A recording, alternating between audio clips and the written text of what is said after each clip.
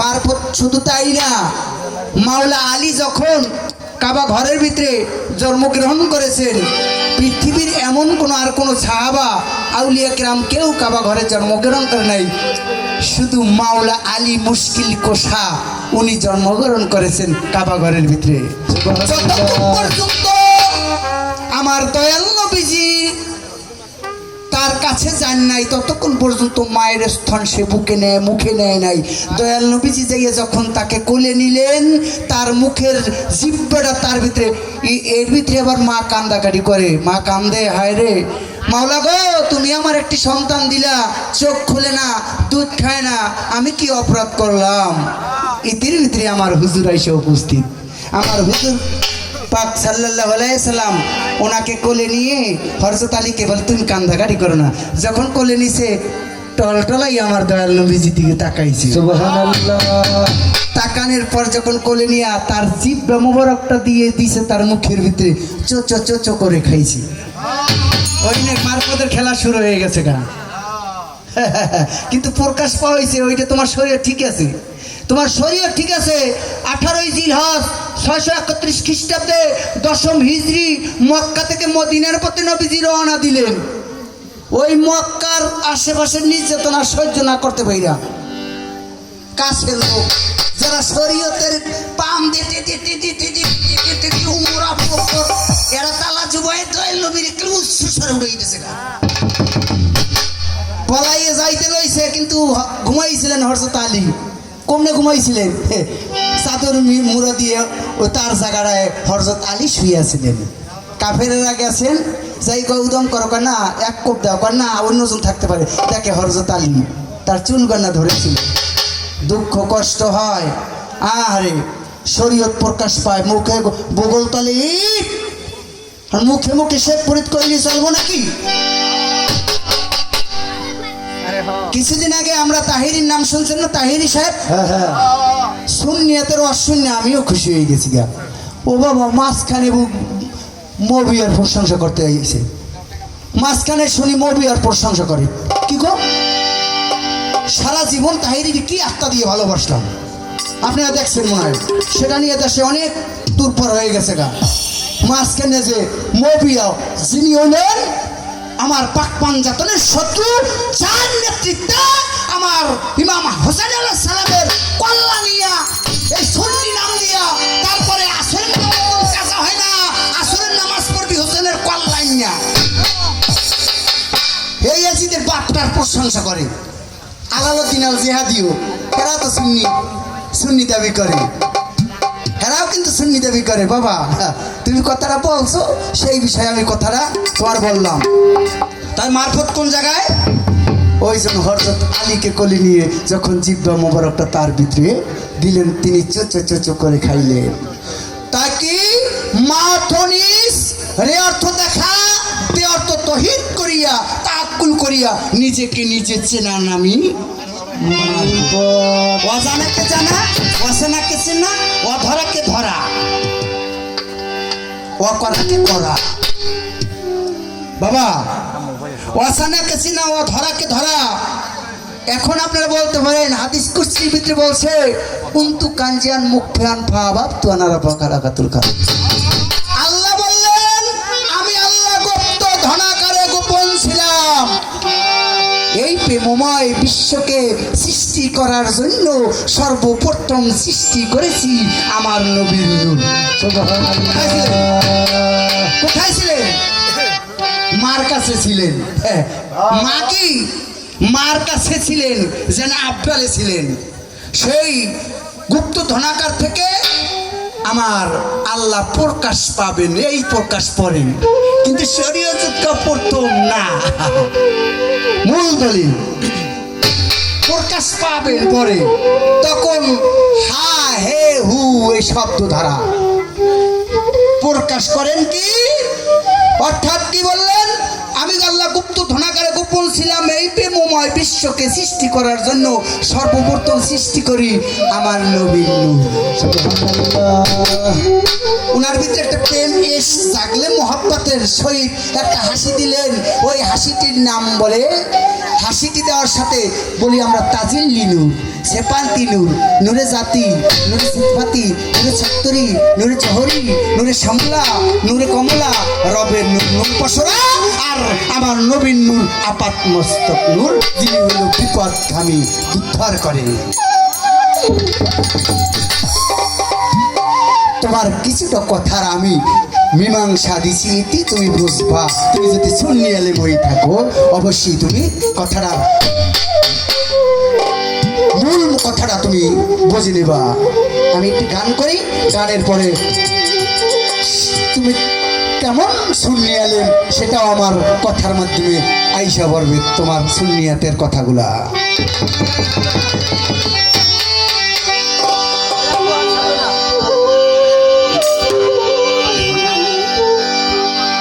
ওরে রব কোথায় তো মাবুদকে মারে রব কোথায় তো,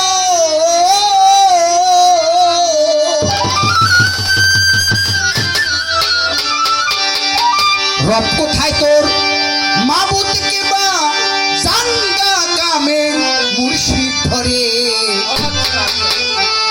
তহিদ সাগরের মাঝে ডুব দিলে মন পাবি তারে, তহিদ সাগরের মাঝে।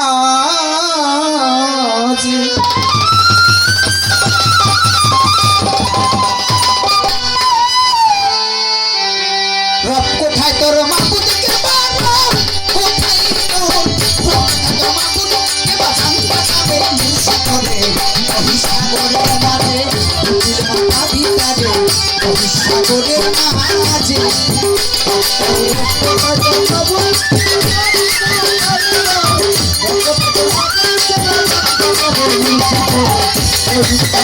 মাঝে।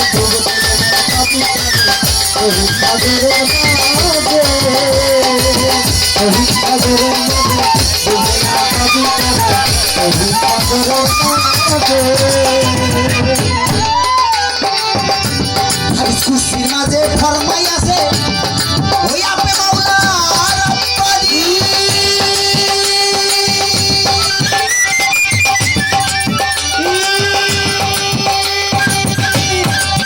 আলফাকু ফিরকিরে ফাকারু আলফি ফাকারু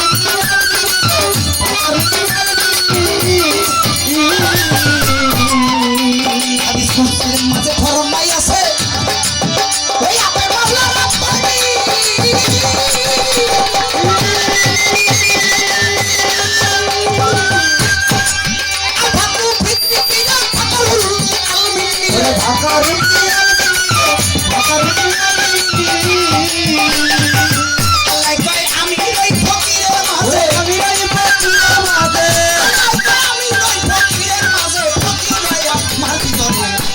সাগরের মাঝে ডুবতে আমার কবিতা রে, সাগরের মাঝে, সাগরের মাঝে সাগরের মাঝে। এই তোমার ঘরে লাগাও চাবি, একজন মুর্শিদের বরকত ধরে,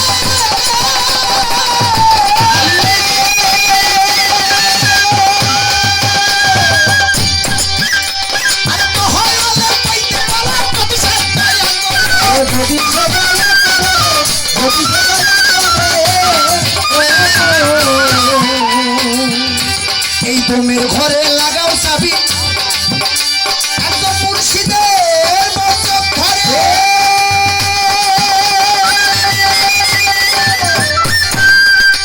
আর তো হইলে পাইতে যদি সে দয়া করে, যদি সে দয়া করে, যদি সে দয়া করে, আরে হুয়া নবীর কবিতা, হুয়া নবীর কবিতা, হুয়া নবীর কবিতা, নবীর সাগরের মাঝে ডুবতে আমার কবিতা রে, নবীর সাগরের মাঝে, নবীর সাগরের মাঝে কবিতা রে, নবীর সাগরের মাঝে। আরে অন্ধ লোকে বুঝবে কি আর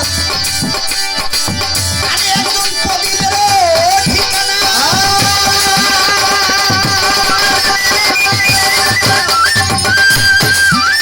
আরে সকলে কি বুঝতে পারে শিকড় বাঁধা রসনা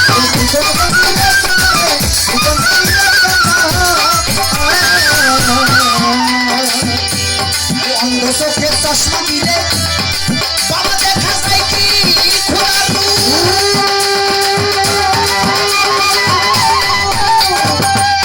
আমার সাইয়ার রূপে সাজা পয়সা থাকো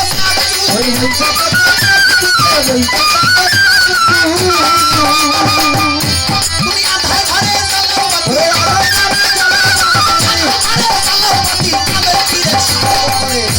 সাগরের মারে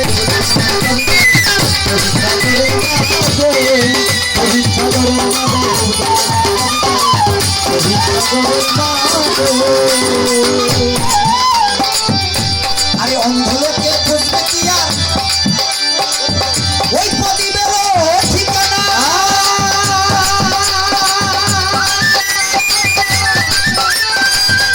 আরে সকলে কি বুঝতে পারে শিকড় মানে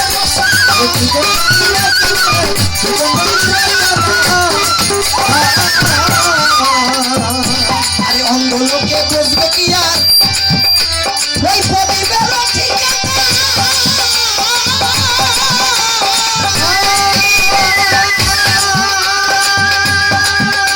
আরে সকলে কি বুঝতে পারে শিকড় মানে রচনা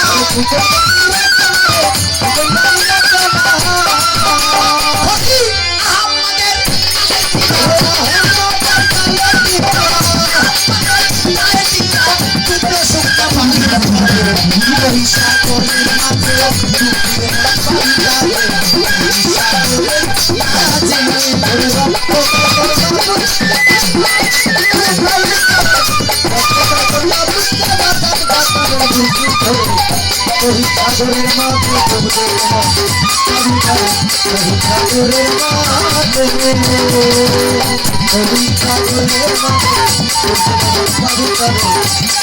সাগরের মাঝে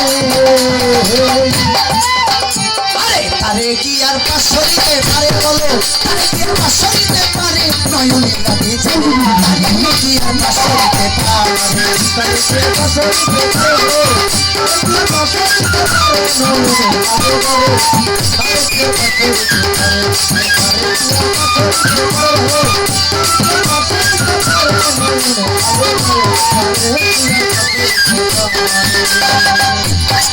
ও ভোলা মোহন ভোলা মোহন ভোলা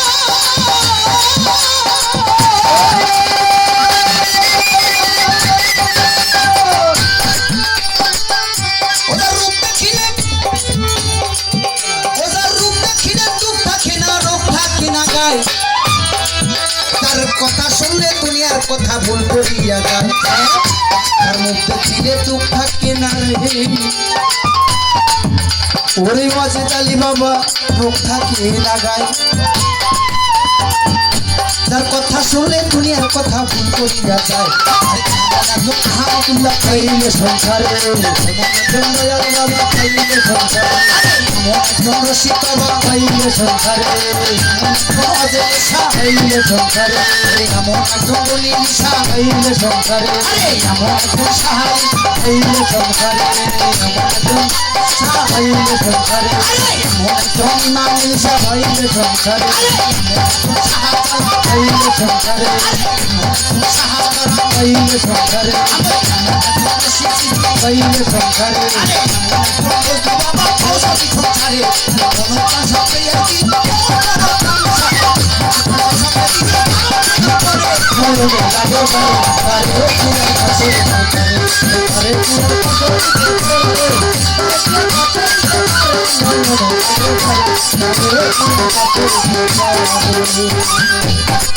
ও ভোলা মোহন মোহন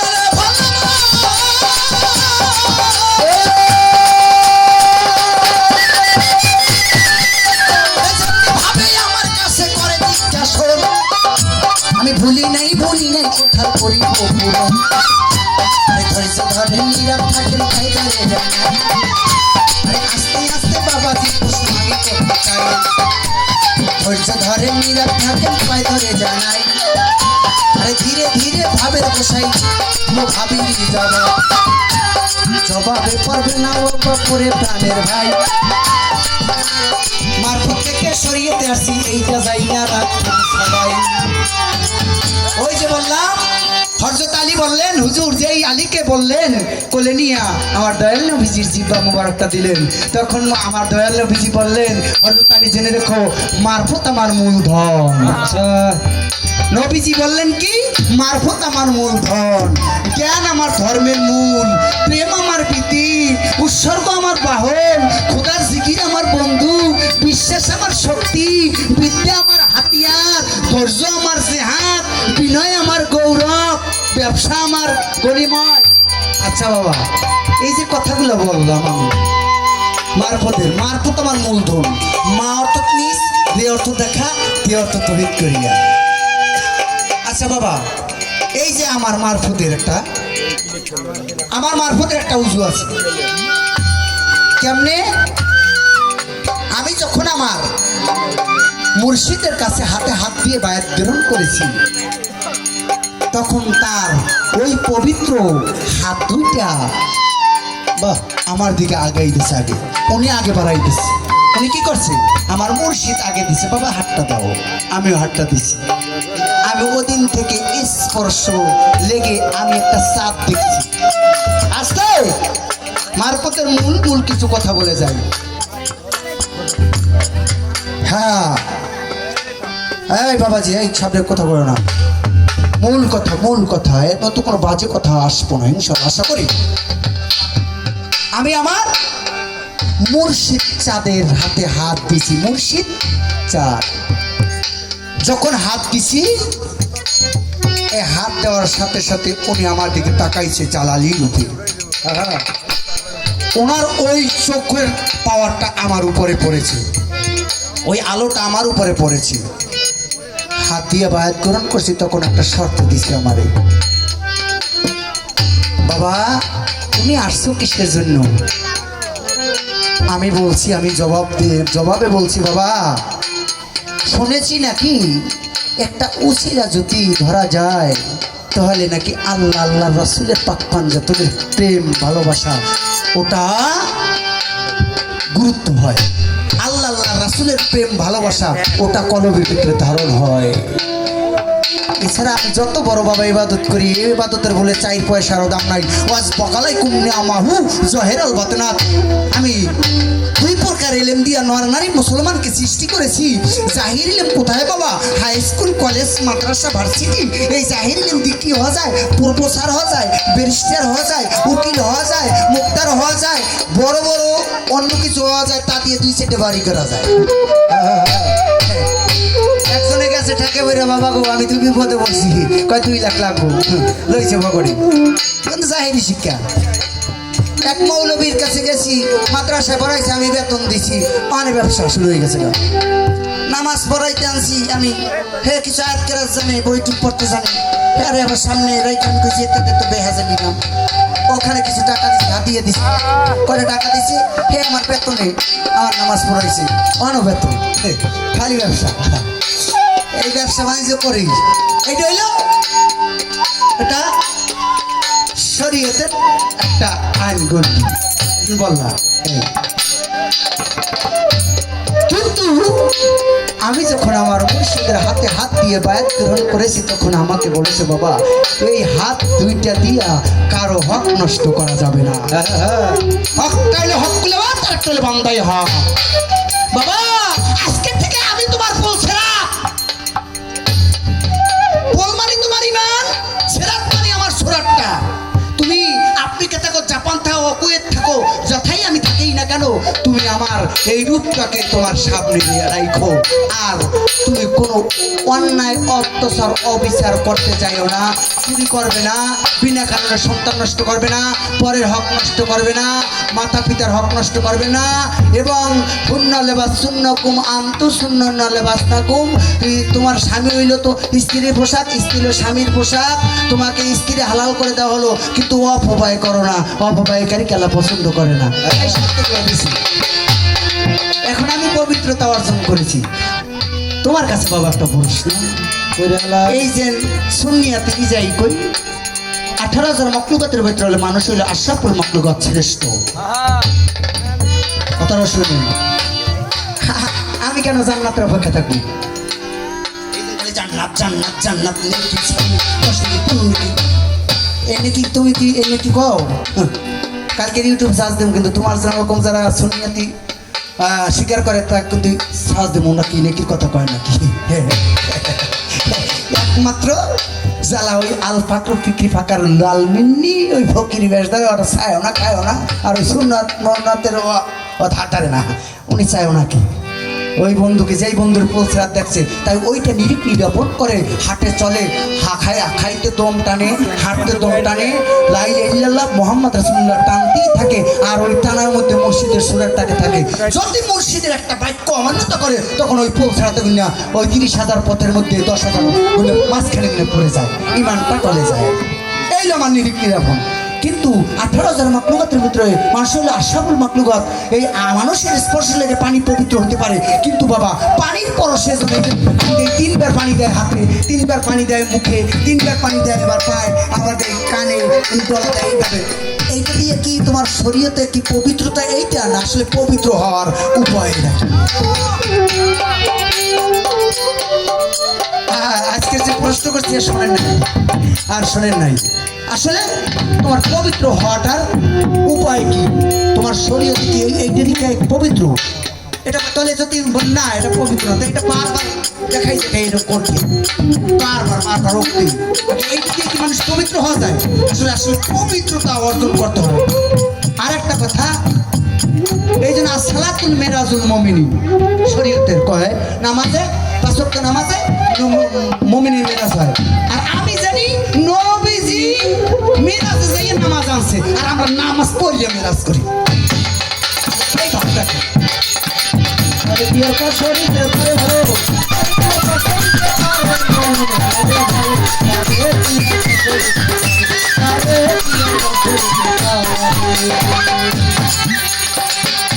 ভোলা মন মনরে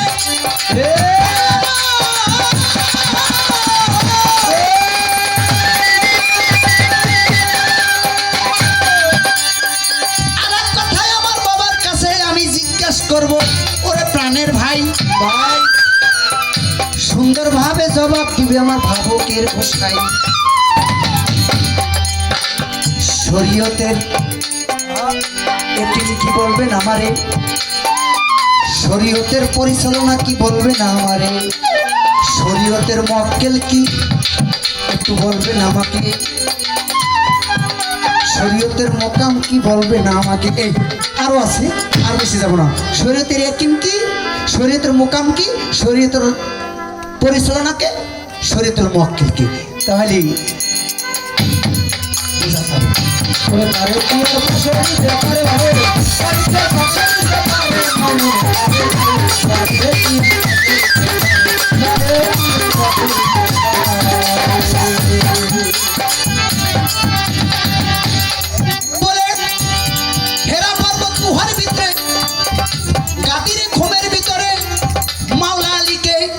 মাওলায় দান করিলেন, এইটাই আমার শরীয়তের ভাগ, আপনি যাই না নিবেন। 18 জিলহজ 631 খ্রিস্টাব্দে 10ম হিজরি। ওরে প্রাণের ভাই, খারাপ লাগে বাবা? আপনার কাজ খারাপ লাগে? দরদি যদি খারাপ লাগে তাহলে বলবো না। কোথায় কে আমার আইতেছে কে?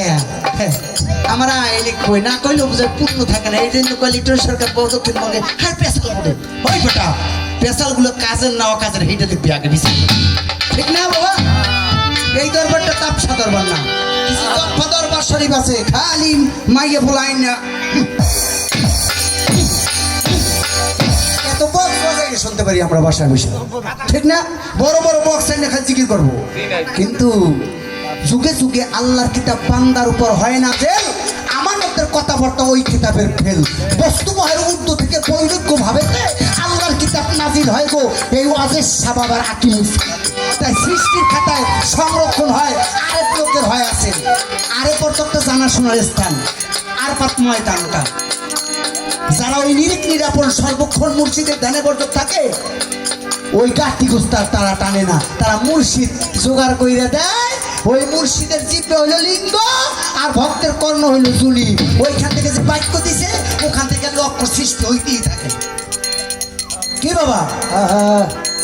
তাই 18 জুলাই 631 খ্রিস্টাব্দে 10ম হিজরি যখন মক্কা থেকে মদিনার পথে নবীজির রওনা দিলেন, 100 লক্ষ লোক নিয়ে, নবীজির ওই হলো বিদায় হজ শেষ। এরপর আর নবীজির জীবদ্দশায় ওই একবারই হজ করেছিলেন। মক্কা থেকে মদিনার মধ্যবর্তী স্থান একটা ভাবলা গাছের নিচে খম্মানি একটা জায়গার নাম জলসাট্টা গাদির খম্মানি জলসাট গাদির মানে একটা জায়গার নাম।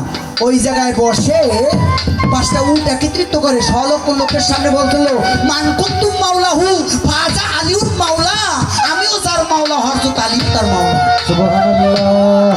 100 লক্ষ লোকের সামনে বলছিল, তোমরা কি আমাকে ভালোবাসো? সুন্দর করে বাজাও। তোমরা তো বাংলাদেশের ভিতরে শ্রেষ্ঠগুলো সব আজকে আনছে, আমার ভাই বেড়াতাম সব, এদেরকে নিয়ে আসলে আরাম পাই। আপনারা যে কয়টা দেবেন এরাই রয়েছে, আমি খালি আপনাদের মাঝে যে ভালোবাসাটা পাই এটি আমার বড়। লোকের সামনে বলছিল আমাকে ভালোবাসো, সকলে বলছিল হেদায়েত ইয়া রাসূলুল্লাহ, আমাদের জানমাল টাকা পয়সা স্ত্রী পুত্র ছেলে সন্তান আপনার চরণ মোবারকে কুরবান হয়ে যাক ইয়া রাসূলুল্লাহ, আমাদের জানমাল টাকা পয়সা ছেলে সন্তানের চাইতো আপনাকে বেশি বেশি ভালোবাসি। আমার নবী বলে, যদি তাই হয়ে থাকে তোমাদের মাঝে আমি বৃহত্তম 2টা জিনিস রেখে যাব। আর বাসপিট কাম দাও, যারা আঁকড়ি ধরবে তারা কামলি কি হবে, যারা এটা বাদ দেবে তারা হালাক হয়ে যাবে। বলে ইয়া রাসূলুল্লাহ, সেই বৃহত্তম 2টা জিনিস কি? বলে এক হইলো আমার কোরআন সুন্নাহ, আর একটা হইলো আমার আহলে বায়াত। বলে ইয়া রাসূলুল্লাহ, আহলে বায়াত বুঝলাম, কোরআন সুন্নাহ বুঝলাম, কিন্তু আহলে বায়াত বুঝলাম না। তো মানে আওয়াল মানে পরিবার বর্গ, বায়াত মানে মুরিদ, পাক মানে পবিত্র, তন মানে দেহ। 5জন কারা কারা? ইমাম হাসান তুমি ডাইনে আসো, ইমাম হোসেন তুমি বামে আসো, মাওলা আলী সামনে আসো, মা ফাতেমা আমার পিছনে আসো। সামনে একজন, পিছে একজন, ডাইনে একজন, বামে একজন, আমি মোহাম্মদ মাঝে একজন। এই লোক পাক পাঞ্জাতন কালারটা চাদর আবৃত্ত করে বলছিল, আমরা এই 5জন কখনো যুদ্ধ হবো না যতক্ষণ পর্যন্ত উম্মতে মুহাম্মাদির বুকে হাউজে কাউসারের পানি না দিয়ে আমরা কখনো 5জন যুদ্ধ হব না। এদেরকে যারা কষ্ট দিবে তারা জাহান্নামে আগুনে জ্বলবে। আলী এদিকে আসো, আলী তুই বাহু ধরে বলছিল, মান কুনতুম মাওলাহু ফাজা আলিউল মাওলা, আমিও যার মাওলা হযরত আলীও তার মাওলা, আনা মদিনাতুল ইলমি আলী ওয়া বাবুহা, আমি হইলাম সমুদ্র লেবের শহর আর হযরত আলী হইল তার দরজা। আমার সাথে দেখা হবে একবার, আর হযরত আলীর সাথে দেখা হবে 2বার। আসতে হবে, যাইতে হবে। ওমর রাদিয়াল্লাহু তাআলা আনহু উনি বলছিল, বখির বখির বখির, আবু তালিবের ছেলে তোমার জীবনটা ধন্য হয়ে গেল, তুমি মাওলার নামের সাথে তোমার নামটা সংযোগ হয়ে গেল। কই সেই শরীয়তি নবীর ভালোবাসার লোকগুলোই তো আমার মাওলা আলীকে বেইজ্জতি করল।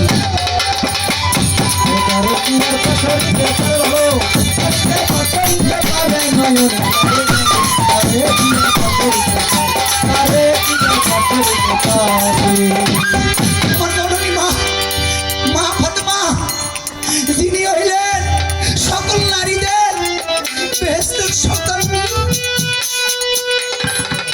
সেই মা জননীকে ওই বাগে একটা ফেদা খেজুরের বাগান রেখে গেছিলেন। আমার দয়াল নবীজি বলছে, আমার এই পরিবার বর্গ, আমার এই বায়াত, আমার এই পবিত্র সোনার টুকরারা যদি কোনো আপনার তোমার কাছে করে, এই বাগে ফেদা খেজুরের বাগানটা তোমরা ছেড়ে দিবা। তখন ওই অভাবের টাইমে আমার মা ফাতেমা ওই বাগানের কাছে গেছিল। ওমর রাদিয়াল্লাহু তাআলা আনহু উনি করছে একটা তরবারি লইয়া দাবরানি দিয়া মা ফাতেমাকে ঘরের ভিতরে ঢুকাইছেন।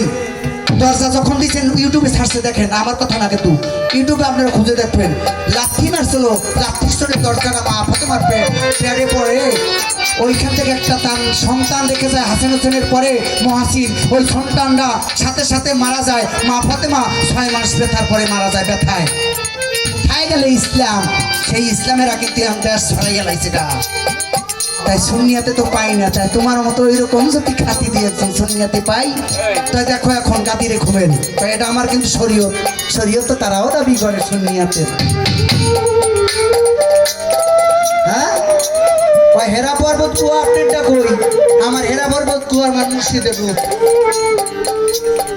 আমার হেরা কুয়া হইলো আমার মুর্শিদের দরবার, আমার হইলো হেরা কুয়া হইল। হেরা মানি তুমি তোমার দিকে হেরো, মানারা ফানাক সাহু ফাঁকা তারা পারা বহু, তুমি যখন আমাকে চিনেছ তোমার রবকে চিনবা, আর ওই রূপটাই তোমার সামনে তোমার বুকের ভিতরে ধারণ করে না,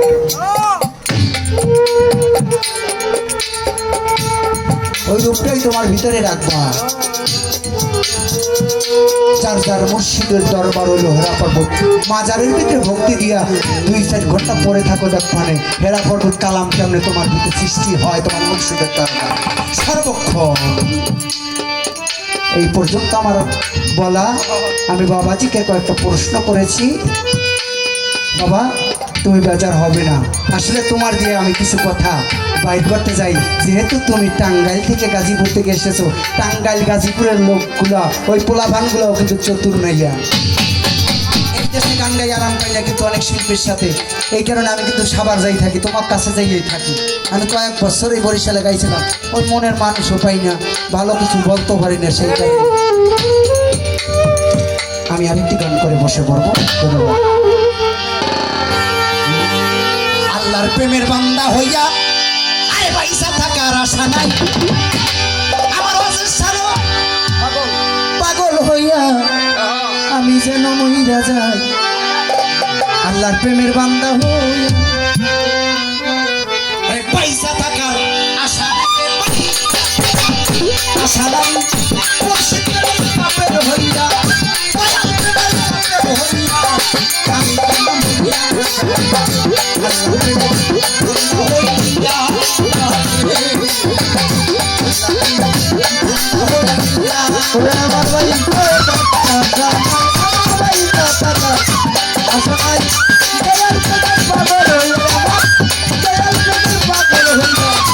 আমি যেন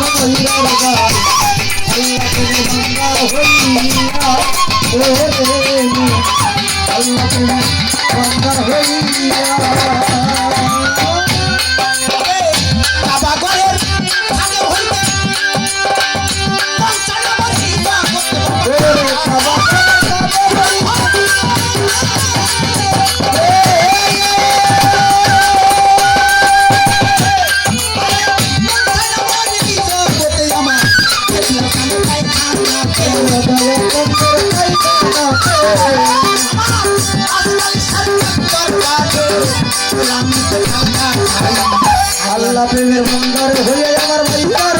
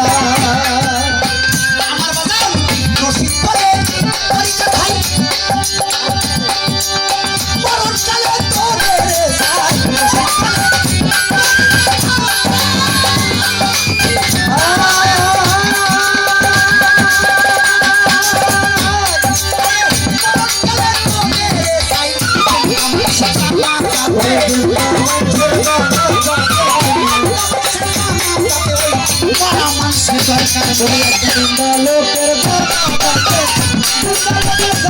লোকের মুন্সি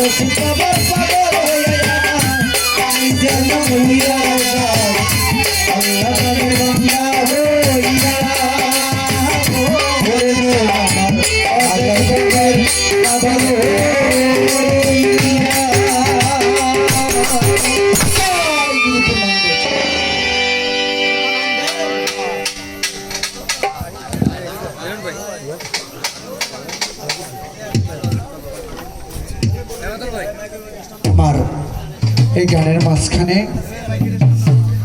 সেই নুরুল আলম ভাইজান অজেশ্বর বাবার দরবারের পক্ষ থেকে আমাকে অনেক টাকা দিয়ে সম্মান জানালেন। আমার বাবাজি আরও কয়েকজন বাবাজি অনেকটি টাকা দিয়ে আমাকে ভালোবাসা জানালেন। সবাই তাকে চেনে, নাম বলার আর কিছু নাই। সকলের প্রতি আমি ভক্তি শ্রদ্ধা রাখি। সকলে আমার জন্য দোয়া করবেন।